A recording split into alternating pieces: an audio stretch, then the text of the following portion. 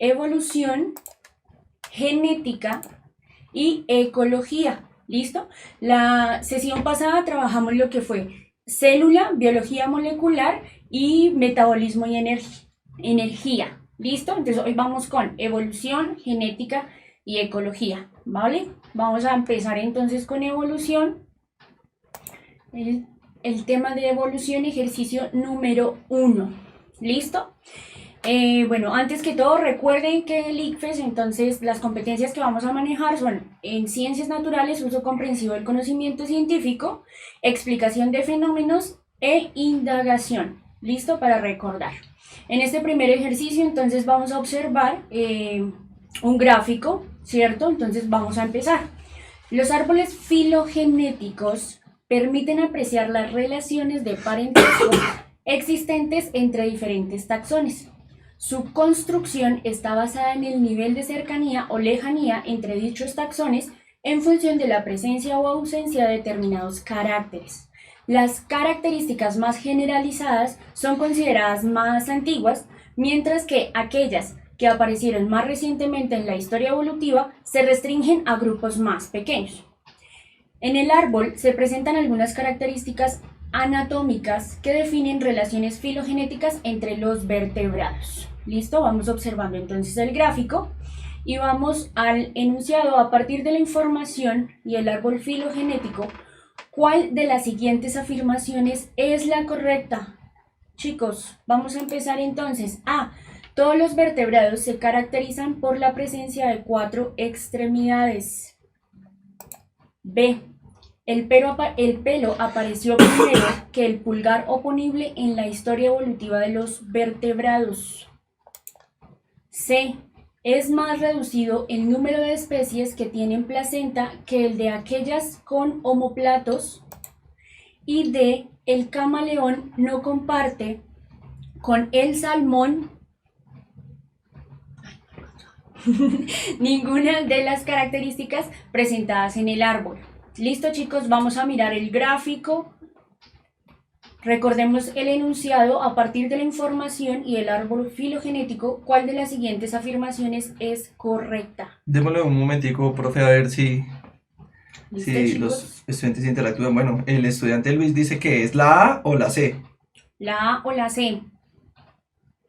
Bueno, vamos entonces con la respuesta correcta. La B, ni la A ni la C. Listo, miremos. A partir de la información y el árbol filogenético, ¿cuál de las siguientes afirmaciones es correcta? La A dice, todos los vertebrados se caracterizan por la presencia de 4 extremidades. Vamos a revisar entonces el gráfico, chicos. Observemos acá. Listo, tenemos entonces este árbol filogenético, ¿cierto? Lo que tenemos acá todos son vertebrados, desde el salmón hasta el humano, ¿cierto? Entonces vamos a ver dónde aparece 4 extremidades. Observamos ahí 4 extremidades. Resulta que encontramos una característica anterior. ¿Listo? Anterior a 4 extremidades encontramos cráneo. ¿Listo? Entonces no podemos generalizar diciendo que todos los vertebrados se caracterizan por la presencia de 4 extremidades, porque en este caso el salmón no presentaría esa característica. Solamente las presentarían los que están de ahí en adelante, el camaleón, el canguro, el mapache, el tití, etc. ¿Listo? Entonces por eso no es la A. ¿Por qué es la B? Bueno, o sigamos con la C preferiblemente. Es más reducido el número de especies que tienen placenta, vamos a ver placenta, que el de aquellas con omoplatos. Y no, ubiquemos entonces placenta y ubiquemos omoplatos. Profe, qué pena le interrumpo. Tranquilo. La estudiante Tatiana pregunta que qué es pulgar oponible. El pulgar oponible es este que tenemos acá. ¿Listo? Ese es el pulgar oponible. Listo, profe, gracias. Vale, entonces vamos. Y vamos con la C, ¿cierto? El número de especies que tienen placenta, entonces es más reducido el número de especies que tienen placenta que el de aquellas con omoplato. Revisamos y no. Tenemos primero placenta y luego tenemos omoplatos. Por ende, ¿sí? Es mayor el número de individuos, en este caso que presentan placenta, mapache, tití, orangután, humano, a los que presentan omoplatos. ¿Sí? Es más reducido el número de organismos, en este caso de grupos, taxones que presentan omoplato. ¿Listo, chicos? Por eso no es verdadera. Y la D, el camaleón no comparte con el salmón ninguna de las características presentadas en el árbol. Entonces dice, el camaleón no comparte con el salmón. Claro que sí, comparte algunas características. Por ejemplo, en este caso, la más primitiva que sería el cráneo o la presencia del cráneo. ¿Listo? En el caso del salmón y el camaleón. Por ende nos quedaría la B. El pelo apareció primero que el pulgar oponible en la historia evolutiva de los vertebrados. Vamos a mirar. Primero apareció el pulgar oponible y luego el pelo, perdón. Primero apareció el pelo, disculpen, y luego sí el pulgar oponible. ¿Listo? Por ende, esa sería como la afirmación que en este caso es correcta. ¿Listo, chicos? Bueno, continuamos entonces. Ejercicio 2. ¿Listo? Seguimos con evolución. En genética de poblaciones, la evolución se entiende como el cambio en las frecuencias alélicas. Vamos a tener ese concepto ahí pendiente o muy presente. Frecuencias alélicas que puede experimentar una población con el paso del tiempo. De esta manera, cualquier evento que induzca modificaciones perdurables en dichas frecuencias podría actuar como una fuerza evolutiva. A partir de la anterior información y teniendo en cuenta que las frecuencias alélicas son las proporciones o porcentajes de individuos con determinado genotipo dentro de una población, responda: ¿cuál de las siguientes es un evento que podría generar cambios en las frecuencias alélicas dentro de una población y por lo tanto actuar como una fuerza evolutiva? ¿Listo? Ya aquí tenemos la A. La aparición de una mutación favorable que pueda heredarse a lo largo de varias generaciones. B. La competencia por fuentes de alimentación con individuos de otra especie. C. La infertilidad de una hembra, lo cual le impediría pasar sus genes a una descendencia. Y D. La muerte de un macho alfa porque se perderían sus alelos dentro de la población. Profe, Natalia nos pregunta, dice que ¿a qué se refiere con alélicas? Frecuencias alélicas, alélicas tiene que ver con los alelos, ¿sí? En este caso, frecuencias alélicas es con qué tanta frecuencia se presenta un alelo en determinadas poblaciones u organismos o especies. Listo, ¿Listo? profe. Los estudiantes se arrojan casi todos por la A. ¿Por la A? Sí. Listo, sí. La A, la aparición de una mutación favorable que pueda heredarse a lo largo de varias generaciones. Listo, digamos que nos preguntan, pues nos hablan de genética de poblaciones y pues en este caso de evolución. ¿Qué podría en este caso de todas estas que tenemos acá ser pues un acto que nos favorezca una posibilidad de evolución en cualquier organismo? Entendemos que una mutación puede ser una de ellas.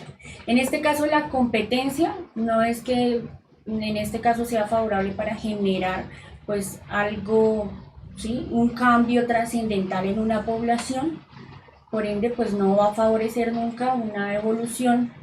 ¿Listo? La infertilidad de una hembra pues sería solamente de una hembra para que llegue a suceder un cambio más fuerte, pues tendría que ser de muchas hembras o de todas las hembras de la población.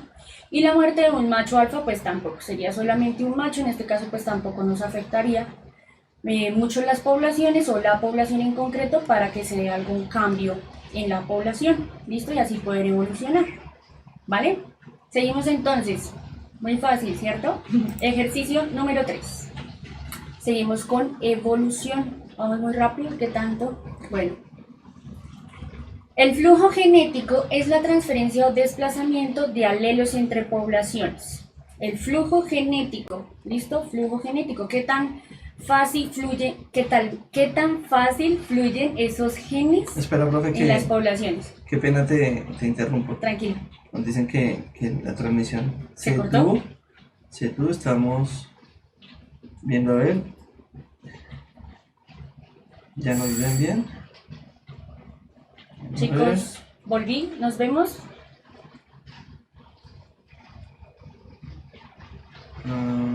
Dicen que no, que nos ven lento. Estamos en el ejercicio 3, ¿cierto? Sí. ¿Qué ejercicio salía ahí?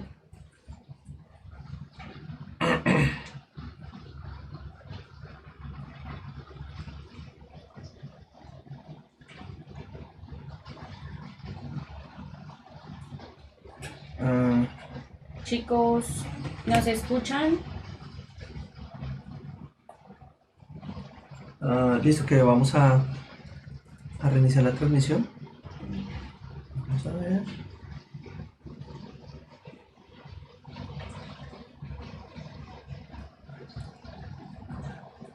Supone que ya deberías estar ahí.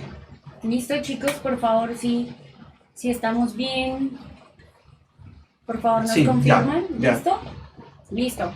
Vale, entonces seguimos, continuamos. Ejercicio 3, evolución. ¿Listo? El flujo genético es la transferencia o desplazamiento de alelos entre poblaciones. ¿Listo? Este proceso puede favorecer la variabilidad genética y ocasiona que las poblaciones entre las que ocurre se parezcan más con el paso del tiempo. Por otra parte, la especiación es un proceso a través del cual, a partir de una población, se generan poblaciones separadas que, con el tiempo, darán lugar a especies distintas. Con base en estas definiciones, ¿cuál de las siguientes afirmaciones es correcta? Vamos a ver, nos están hablando de flujo genético y nos están hablando de especiación. ¿Listo, chicos? La especiación implica que haya más flujo genético dentro de una población de manera que con el tiempo se formen especies diferentes. B. El flujo genético entre poblaciones de la misma especie disminuye la probabilidad de especiación. C. Si se impide el flujo genético entre dos poblaciones de la misma especie, estas se extinguirán por falta de variabilidad genética. D. No puede considerarse el flujo genético como una fuerza evolutiva, ya que es un proceso que ocurre a nivel poblacional y no de comunidades. Nos volvimos a trabajar. ¿Sí? Sí, un momento. Que sí, chao. Sí.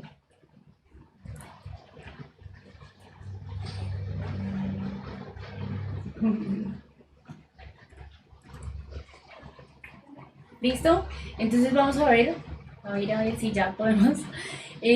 La respuesta ¿Listo? Correcta, ¿listo? De este ejercicio número 3. Vamos a Si ver quieres, cuál profe, es. otra vez sí, por Listo, fin. otra vez. El flujo genético es la transferencia o desplazamiento de alelos entre poblaciones. Este proceso puede favorecer la variabilidad genética y ocasiona que las poblaciones entre las que ocurre se parezcan más con el paso del tiempo.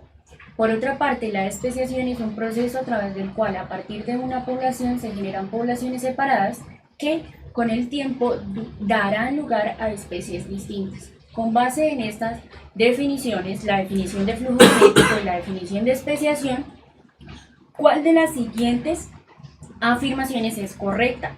Listo, vamos a ver la A nuevamente. La especiación implica que haya más flujo genético dentro de una población, de manera que con el tiempo se formen especies diferentes. B. El flujo genético entre poblaciones de la misma especie disminuye la probabilidad de especiación. Si se impide el flujo genético entre dos poblaciones de la misma especie, estas se extinguirían por falta de variabilidad genética. Y D. No puede considerarse el flujo genético como una fuerza evolutiva, ya que es un proceso que ocurre a nivel de poblaciones y no de comunidades. ¿Cuál sería la respuesta correcta, chicos? Los muchachos dicen que la C, están entre la C y la B, pero que se lanzan bastante por la C. ¿Por la C? No, es la B. ¿Listo? Listo, chicos, miremos entonces por qué la A no es. La especiación implica que haya más flujo genético. No siempre es así.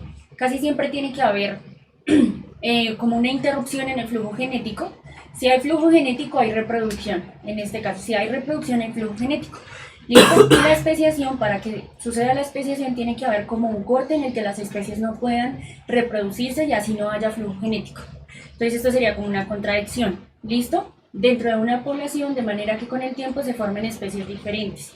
¿Listo? La especiación no implica que haya más flujo genético, chicos. ¿Vale? ¿Por qué no la sé? Si se impide el flujo genético entre dos poblaciones de la misma especie, estas se extinguirían por falta de variabilidad genética. No necesariamente. ¿Listo? No necesariamente se van a extinguir. Eso no sucedería. Sucedería pues que una especie adquiera unas características o haya un flujo genético en esa población. ¿Otra vez? No pudimos salir de ese ejercicio otra vez. ¿Listo? Dale, ponla. Listo. Entonces no necesariamente tendrían que extinguirse, listo, esas especies si se impide el flujo genético. Pues pueden seguir viviendo, pero adquieren como otras características. D. No puede considerarse el flujo genético como una fuerza evolutiva, ya que es un proceso que ocurre a nivel de poblaciones y no de comunidades, no siempre. ¿Listo? No, una fuerza evolutiva, el flujo genético no lo sería. De hecho, otra vez, si existe flujo genético, pues, si existe flujo genético no habría posibilidad de especiación. ¿Listo? Entonces, en este caso sería pues la B. El flujo genético entre poblaciones de la misma especie disminuye la probabilidad de especiación. ¿Sí ves? Como que la respuesta B nos da la respuesta a las otras, ¿vale? Entonces, en este caso sería la B, chicos. Continuemos entonces. Hemos tenido dificultades, pero bueno, vamos a ver. Los árboles filogenéticos, y sería la cuarta evolución, ¿listo? Los árboles filogenéticos permiten apreciar las relaciones de parentesco existente entre diferentes taxones. Su construcción está basada en el nivel de cercanía o lejanía entre dichos taxones en función de la presencia o ausencia de determinados caracteres. Así, por ejemplo, las sinapomorfías. Chicos, yo sé que ahorita vamos a empezar de pronto a preguntar qué es eso de las sinapomorfías, pero bueno, vamos a ver cómo recordar esos conceptos. Así, por ejemplo, las sinapomorfías son novedades evolutivas compartidas por todos los miembros de un taxa, aunque estén modificadas o hayan desaparecido en algunos de ellos, y sirven para definir grupos monofiléticos, es decir, aquel en el que todos sus miembros han evolucionado a partir de un ancestro común. Nos están diciendo que es una sinapomorfía, nos están diciendo que es un grupo monofilético. ¿Listo, chicos? Entonces, el árbol que se presenta, vamos a ver si tenemos el árbol. ¿No tenemos el árbol? Ah, ok. Entonces, para volverme, ¿cómo hago para volverme? Con la ruedita hacia arriba. Así. Ahí. Ya. El árbol que se presenta muestra las relaciones filogenéticas entre los miembros del filo Invertebrata. De acuerdo con la información presentada anteriormente, ahorita vamos a observar, ¿listo, chicos? Ese árbol filogenético de las relaciones, vamos a observarlo. De acuerdo con la información presentada anteriormente y con el árbol que vamos a observar, ¿cuál de los caracteres incluidos en el árbol filogenético es una sinapomorfía que define al grupo de los vertebrados? ¿Listo? ¿Cuál de los caracteres incluidos en el árbol filogenético es una sinapomorfía que define el grupo de los vertebrados? Vamos a observar, chicos. Observemos ahí, voy a dar unos segunditos para que logremos observar. Sin embargo, pues estoy comentando, profe, que los estudiantes se sienten bastante enredados con todos los, sí, con con todos los los conceptos. Listo, chicos. Hay que recordar, bueno, no los vamos a ver aquí todos porque nos iría mucho tiempo, pero entonces vamos a recordar, estos son algunos conceptos trabajados en sistemática, ¿listo? Lo que tiene que ver con la clasificación de los seres vivos, ¿listo? Y la taxonomía, pues principalmente. Entonces, vamos a recordar, o pues bueno, darles a ustedes, o recordarles más bien estos conceptos. Recuerden que tenemos entonces plesiomorfías, que son estados primitivos, apomorfías, que son caracteres derivados, ¿listo? De estos caracteres primitivos o ancestrales. Dentro de las apomorfías, entonces tenemos las sinapomorfías y las autapomorfías, ¿listo? Las sinapomorfías son caracteres compartidos por uno o más grupos, más taxas, ¿listo? Por varios grupos. Y las autapomorfías son caracteres derivados que se presentan única y exclusivamente en un grupo, ¿listo? Entonces acá tenemos un grupo, este sería otro grupo, este sería otro grupo, o taxas que también se les llaman, ¿listo, chicos? Y recuerden que entonces tenemos algunos grupos, de acuerdo al estudio, pues digamos, de estos árboles filogenéticos que se presentan, que son tres tipos de grupos. Tenemos los grupos monofiléticos, tenemos los grupos parafiléticos y los grupos monofiléticos. ¿Listo, chicos? Vamos entonces con las opciones de respuesta. ¿Listo? Vamos a ver. A, el pelo. B, 4 extremidades. C, placenta alantoica. Y D, amnios. ¿Cuál sería un carácter sinapomórfico? A ver, chicos, Dicen que la A. más o menos podemos leer. María dice que es la A, Karen dice que es la B, Angie dice que es la B Sí. y Eduardo dice que es la D. Listo, chicos, vamos a ver entonces cuál es la correcta. B, chicos, 4 extremidades. ¿Listo? Vamos a ver entonces el pelo. El pelo, entonces, si quieren nos devolvemos para revisar un momento lo que nos están preguntando. ¿Cuál de las características incluidos, cuál de los caracteres incluidos en el árbol filogenético es una sinapomorfía que define el grupo de los vertebrados? ¿Listo? Entonces vamos a ver. Si es el grupo que define los vertebrados, ¿cierto? No nos están diciendo por murciélago, por mono araña, por topo europeo, por arendejo azul, ¿cierto? Sino nos están preguntando por la sinapomorfía que se presentaría en el caso de todos los vertebrados presentados en este árbol filogenético. Por ende, aunque pareciera una plesiomorfía para el caso de este grupo de los vertebrados, pues es una sinapomorfía, un tipo de apomorfías, ¿listo? O de apomorfía. Entonces no podría ser el pelo porque solamente lo encontraríamos como carácter para la zarigüeya, para el topo, para el murciélago, para el mono araña y para el topo europeo. ¿Listo? No podría ser la placenta alantoica porque solamente lo presentaría el murciélago, el mono araña y el topo europeo. Y no podría ser apnios, ¿cierto? Porque en este caso lo presentarían todos excepto la salamandra. Por ende, en este caso es la B. ¿Listo, chicos? B, 4 extremidades, ¿vale? Continuemos entonces. Ejercicio 5, genética. ¿Listo? Ya vamos con genética. Salimos de evolución. Aquí, entonces, las bailarinas son peces cuyo color puede ser rojo o naranja. ¿Listo? El color rojo es el dominante y por tanto se puede expresar en individuos homocigotos y heterocigotos. Mientras que el color naranja solo se expresa en individuos cuyo genotipo sea homocigoto. Si una bailarina roja homocigota se cruza con otra naranja, el fenotipo de los descendientes será... Listo, chicos, acá yo sé, bueno, si no recordamos, hay que echar otra vez un recorderis ahí sobre homocigotos, heterocigotos. ¿Listo? Recuerden que en este caso homocigotos serían alelos iguales y heterocigotos serían alelos diferentes. ¿Listo? Vamos a ver entonces. A, 100% naranja. B, 50% rojo y 50% naranja. C, 100% rojo. Y D, 75% rojo y 25% naranja. Aquí, chicos, sí tendríamos que hacer el ejercicio. Si lo quieren hacer, digamos en este caso, habría que recordar la primera ley de Mendel. ¿Listo? Y tendríamos que hacer el cruce con un cuadro de Punnett. ¿Listo? Para poder en este caso saber cuál es el fenotipo. Recuerden que el fenotipo es lo que se expresa. ¿Listo? En este caso, pues definimos si es naranja o rojo.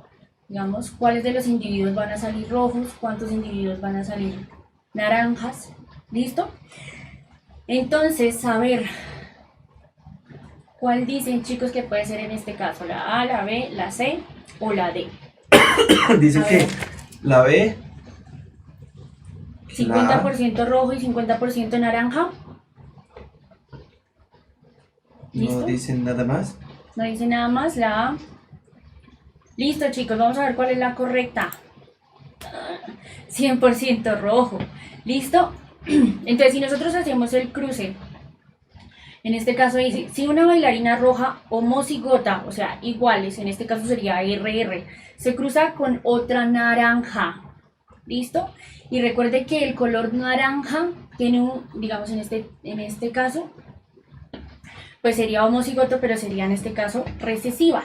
¿Listo? No es dominante como el color rojo, ¿vale? Entonces tendríamos rojo, rojo, naranja, naranja. ¿Ahí qué obtendríamos? 100% rojo, los 4 individuos en este caso, ¿cierto? El 100% no saldrían rojos, porque el rojo en este caso es dominante. ¿Listo? Y el naranja sería recesivo. ¿Vale, chicos? Bien. Hay que recordar, primera ley, listo, de Mendel. Y es muy fácil, son cruces muy sencillos. Con el cuadro de Punnett se pueden hacer. ¿Listo? ¿Alguna pregunta, duda? No, para continuar. precisamente estaban solicitando que cuando se pueda de pronto poder hacer el cuadro de Mendel, si Ok. podemos en la otra sesión o algo hacer el cuadro de Mendel. Listo, en las próximas sesiones de genética, entonces revisamos otra vez cuadro de Punnett. ¿Listo? Por ahora, entonces, recordarles eso. ¿Listo? Vamos a ver entonces cuadro de Punnett, primera ley de Mendel, y son cruces muy sencillos. No son cruces dobles, son cruces sencillos. ¿Listo? Ejercicio 6, genética. Seguimos con genética y seguimos con, en este caso, alelos. Los alelos son formas alternativas de un mismo gen, como los que presentamos acá. ¿Listo? Formas alternativas de un mismo gen. Tenemos un gen, ¿cierto? Para expresión de color de ojos, en este caso presenta dos alelos, ojos marrones y ojos claros, o en el caso del cabello también. Tenemos un gen que va a expresar color de cabello y en este caso dos alelos, ¿cierto? Un alelo que nos va a presentar color del pelo, en este caso pelo rizado y en este caso pelo liso. ¿Listo? Los alelos dominantes se expresan aún cuando hay una sola copia del mismo y se representan con letras mayúsculas, mientras que los recesivos deben ser homocigotos para que se exprese la característica fenotípica que codifican y se representan con letras minúsculas. ¿Listo? En este caso entonces tenemos acá el alelo A, letra mayúscula, ¿cierto? Alelo B, letra mayúscula, y los otros alelos con letra minúscula. En la imagen se muestran dos características presentes en una población humana con los respectivos alelos que las codifican. Teniendo en cuenta que el genotipo es la combinación de genes de un individuo, ¿cuál de las siguientes opciones representa correctamente un posible genotipo de una persona?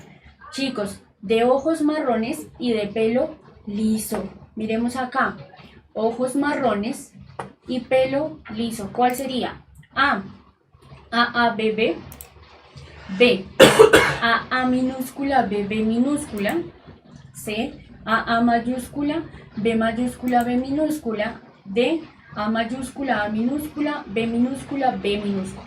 A ver, chicos, ¿cuáles serían o cuál sería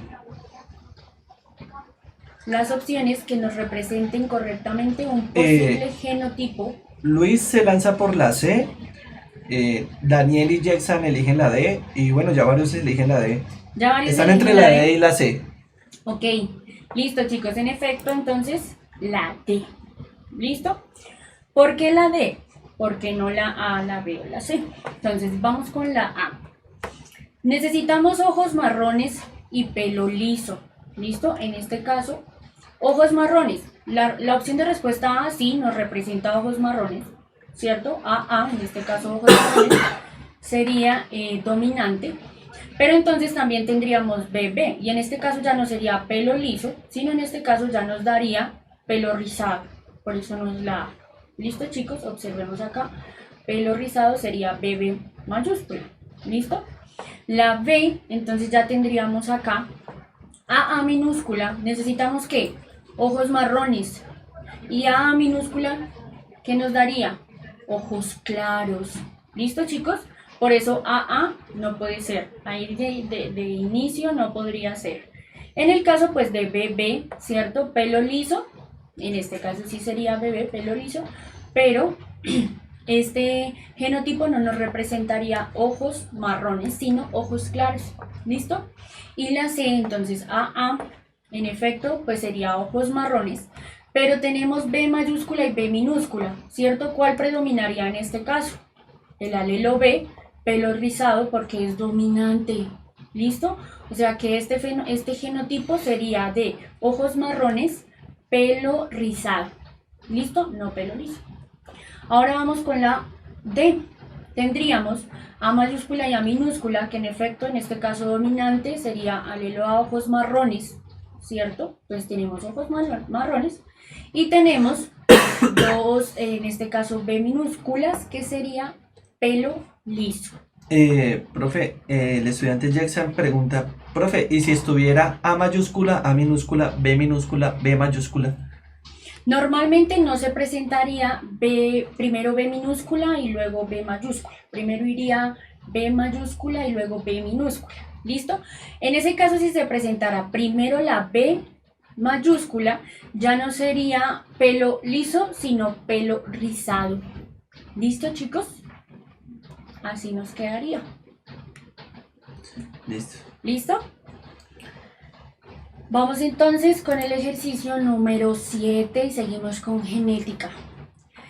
En ratones, vamos a observar también aquí el gráfico que nos van presentando. En ratones, el color amarillo del pelaje está determinado por el alelo AY. Observemos aquí el alelo AY. Y el color negro agouti lo codifica el alelo A. Adicionalmente, se ha determinado que AY es un alelo letal. Chicos, aquí hay algo muy importante y es que el AY es un alelo letal. En la figura se representa el resultado de cruce entre dos individuos heterocigotos. Vamos a ver el cruce entre dos heterocigotos. Mírenlo acá, no son homocigotos, son heterocigotos. A solita y AY, ¿cierto? En este caso, A solita y AY. Tendríamos los dos, el cruce de los dos. Aquí tenemos más o menos pues la gráfica de lo que sería un cuadro de Punnett, ¿listo? Para recordar. A partir de los genotipos y fenotipos resultantes del cruce, ahí nos muestran tanto los genotipos como los fenotipos, si los observamos. ¿Cuál de las siguientes afirmaciones sobre los alelos implicados es correcta? Vamos a ver. Entonces, tenemos A. Solo los individuos heterocigotos de la progenie podrían sobrevivir. Vamos con la B. El color amarillo del pelaje sigue un patrón de herencia autosómica recesiva. C. Si se cruza un agouti con un ratón amarillo, solo el 50% de la progenie sobrevivirá. Y D. El alelo AY es dominante para el color de pelaje y recesivo para la condición letal. ¿Listo, chicos? Profe, por ahí están preguntando qué es un alelo letal. Un alelo letal tiene que ver, resulta que en este caso hay formas de un gen que cuando hace referencia a letal tiene que ver con que va a transmitir una enfermedad o con que se va a expresar una enfermedad, o en este caso, como sucede con el ratón, si se expresa o se encuentra estructurado ese fenotipo de esa manera, pues va a causar la muerte del individuo. Eso es un alelo letal. ¿Listo? O también se conocen como genes letales. Listo, profe. Todos se están inclinando, bueno, todos no, están entre la C y la D. Entre la C y la D. Listo, vamos a ver. Entonces, listo, chicos, la D. ¿Listo? Vamos a ver por qué no la A. Solo los individuos heterocigotos de la progenie podrán sobrevivir. Si nosotros nos damos cuenta, sí, obtenemos como resultado que el individuo, los heterocigotos en este caso, sobrevivieron estos dos heterocigotos, pero también este homocigoto sobrevivió. Si lo observan, A homocigotos logró sobrevivir. Entonces no solo los heterocigotos de la progenie podrán sobrevivir. ¿Listo? Acá nos lo muestra la gráfica. Vamos con la B. El color amarillo del pelaje sigue un patrón de herencia autosómica recesiva. Autosómica quiere decir que ambos alelos, digamos que en este caso ambos alelos deben ser similares, ¿sí? Que ambos debieron expresarse de la misma manera.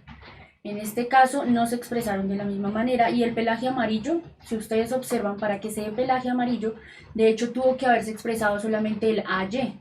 ¿Sí lo ven? El AY como dominante para el pelaje amarillo. Mírenlo acá. ¿Listo?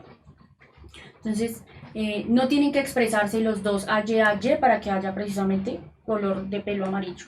¿Listo? Entonces por eso el AB tampoco es. Si se cruza un agouti con un ratón amarillo, solo el 50% de la progenie sobrevivirá. Ahí tendríamos que hacer pues como el ejercicio de cruzar un agouti con un ratón amarillo a ver qué nos da. Y en ese caso obtendríamos,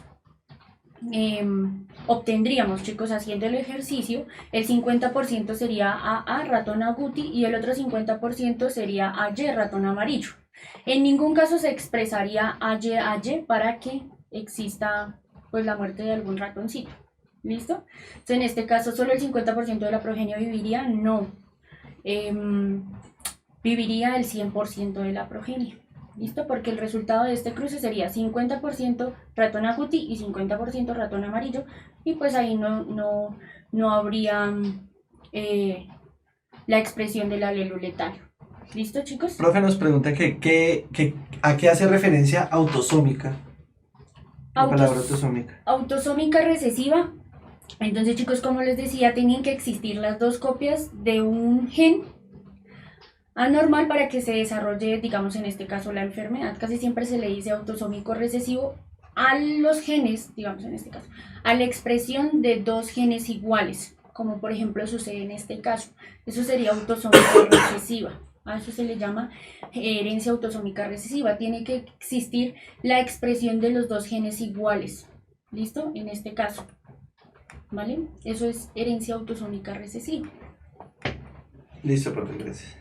Listo, y entonces tenemos el alelo Y, es dominante para el color de pelaje. Sí, en efecto, de hecho, en el texto nos están diciendo, ¿cierto? Que el alelo AY define el pelaje amarillo y en este caso pues es dominante, si ustedes lo observan, domina sobre el A solito, en este caso este alelo, y recesivo para condición letal. Entonces si ustedes observan acá, ya no pasa a ser dominante sino pasa a ser recesivo y por ende se convierte en recesivo letal. ¿Listo? Para condición letal, en este caso, si se presentan los dos como recesivos, van a expresarse y van a ocasionar la muerte del individuo. ¿Listo, chicos?